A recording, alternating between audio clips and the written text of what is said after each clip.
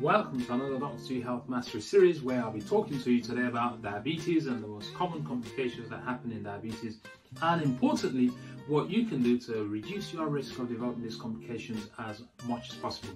Stay tuned until the end, and if you haven't yet subscribed to my channel, please do so that you'll be the first to be notified when we release our next video. As always, anything that I say here will be advice only. You must always see your doctor to get specific advice for your own individual circumstance.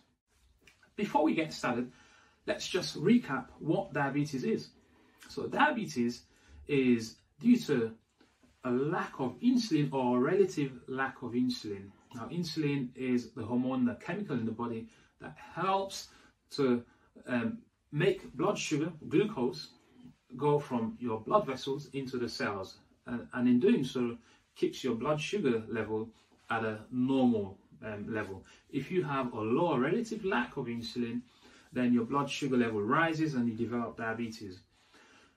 People with type 1 diabetes are not able to produce insulin at all. People with type 2 diabetes can produce insulin, but the amount of insulin that they produce is insufficient to adequately control their blood sugar. And this may be because they just don't have as much insulin as they once had, or there is a huge resistance to absorbing the sugar. So there's a resistance to the action of the insulin, and this may be because of obesity, because of other medications that they're on. The potential causes are plenty. There are many complications that can happen as a result of diabetes, and I'm going to go through some of the most common ones. Now, there are, first of all, what we call vascular complications. And we normally divide these into macrovascular, so big blood vessels, and microvascular, affecting the much smaller blood vessels, arterioles and capillaries. So with the macrovascular complication, this includes things like heart attacks, strokes, and what we call peripheral vascular disease. This is where the blood supply is impaired or sometimes suddenly stops flowing towards your legs usually, and that can lead to gangrene, resulting in amputation of the limb.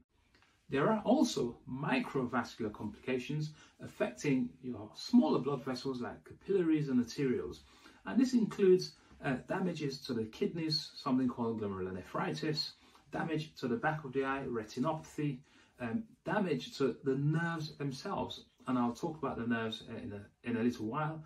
But it also includes erectile dysfunction, so damage to smaller blood vessels that supply the penis in men. With regards to the nerve damage, you can have damage to what we call the peripheral nervous system. So that's the nerves supplying your limbs, so the extremities mainly. And initially, a patient may experience burning before then going on to develop numbness or pain, and eventually weakness in the affected region. It can also affect what we call the autonomic nervous system. So this is the bit of the nervous system that controls your blood pressure, controls how your stomach and intestine process food and move them along. And you can get abnormal changes in blood pressure such that your blood pressure can suddenly drop, causing you to collapse and have a fall.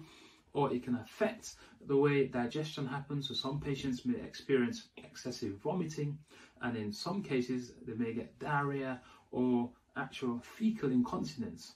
It may also affect the autonomic nervous system, is also what controls how the bladder works. So for some patients, they may get frequent urination or urine incontinence or other urinary symptoms.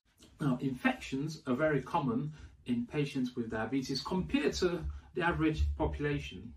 And that is, first of all, because bacteria and other microbes thrive when there's a lot of sugar around. It gives them a lot of energy. But the high sugar compared to in patients without diabetes also affects the immune system negatively. It reduces the function of immune cells such as your T cells, your B cells, and other white blood cells that help us to fight infections. Now, if someone's blood sugar isn't well controlled and their blood sugar goes to very, very high levels, it can actually lead to that person going into coma. So they can, develop terrible complications that may cause them to actually pass out, become comatose, and if they're not treated promptly, usually in hospital, it may lead to their death. So this state is called HHS, hyperosmolar hyperglycemic state. In some patients, the very high blood sugar leads to a buildup of acid because the body now depends on stores of fat which are then converted through various metabolic processes to get the energy that would normally get from the glucose. And this process leads to a buildup of acid. This acid can be very dangerous, can be deleterious, can affect your sodium level, which can affect the way your heart functions, affect the way your brain cells function, affect the way your kidneys function, as well as lots of other cells that can eventually lead to you going into a coma. And if you're not treated promptly, you may actually pass away. It's a very, very serious complication. Alongside the high levels of acid, people also may develop severe dehydration because the very, very high blood sugar acts as a diuretic almost. It draws water away from the kidneys. It affects the sodium levels, which also makes you become very, very dehydrated. It's a really serious complication. If you're monitoring your blood sugar and your sugar is going high, despite taking your medication, you must seek prompt advice, either from your general practitioner or go to accident and emergency if it's not coming down. I've deliberately not stated an actual blood sugar level here because it can happen at varying levels of blood sugar depending on the type of diabetes that you have, depending on your underlying genetics. Everyone can go into HHS at different levels of high blood sugar, but usually, typically, we're talking about high teens, in the 20s, and certainly when your blood sugar goes up to over 30 or now, as well as complications from very high blood sugar. Some patients with diabetes may also develop very low blood sugar very suddenly, a phenomenon called HYPOglycaemia, HYPO. And this can happen because you're on insulin or similar medication that drastically drop your blood sugar, and because some patients may have lost their awareness of their blood sugar dropping low, and so they're not able to quickly take some glucose supplements in order to boost their sugar back up. And if you're alone, this can be quite dangerous. I also just want to mention special circumstances, and that is in pregnant women. Now, any of these complications can be extremely challenging to manage in pregnancy because of the effect on the mother, but also potentially because of the effect on the unborn baby. But additionally, some of the medicines that we use to manage some of the complications in diabetes have adverse effect to the fetus. For example, some of the blood pressure medications, like a group of medicines called ACE inhibitors or angiotensin receptor blockers, these can actually negatively impact on the baby, causing the amount of fluid within the mom's amniotic sac to be significantly reduced, affecting the rate of growth of the child, which can actually adversely impact on the child with poor survival outcomes if that child goes on to be born. Now, I've mentioned a lot of complications. These are not all the complications, but they're the most common ones. It is important to be aware of them.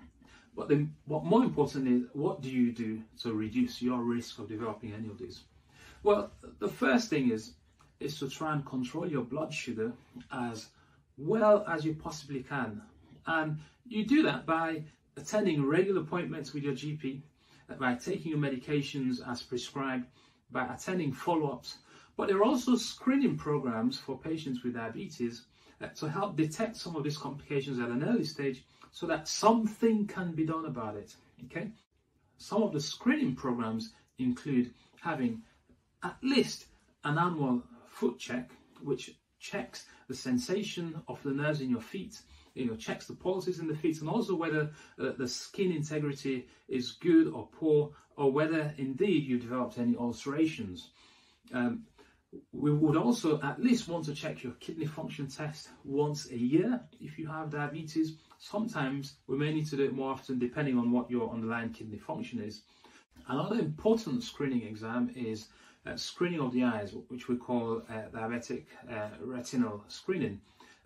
This should be done at least once a year, and ideally with special digital retinal cameras that look into the eye after medicine has been applied that dilates the pupil, so that they can have a good view have a really good all around at the blood vessels, and they can tell whether you're developing damages to the blood vessels, which can affect your vision significantly.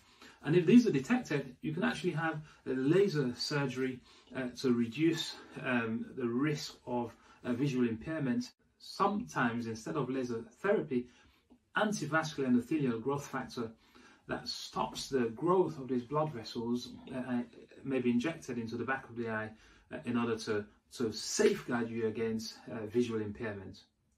Other aspects of screening also include monitoring your blood sugar, in particularly something called HbA1c, which gives a more accurate reflection of your average blood sugar over the preceding 3 months. Monitoring your blood pressure is also critical, because the rise in blood pressure may be the first sign that your kidneys are starting to be affected if you've got diabetes.